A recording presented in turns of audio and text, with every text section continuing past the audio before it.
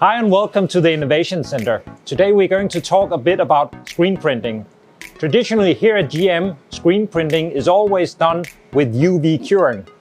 But we have a nice little module that allows you to print with water or alcohol-based varnish or inks. This module is a slide-in.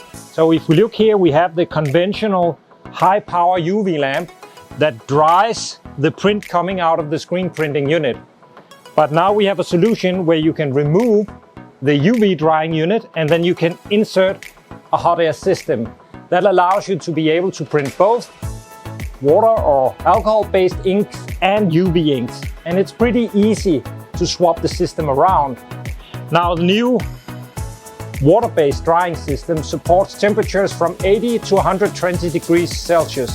So you can basically print and dry anything.